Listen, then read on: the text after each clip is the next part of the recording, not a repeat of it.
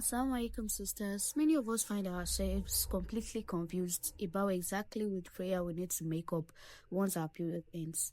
Missing a prayer or praying the wrong one by mistake is incredibly common, but the rules are actually much simpler than you think.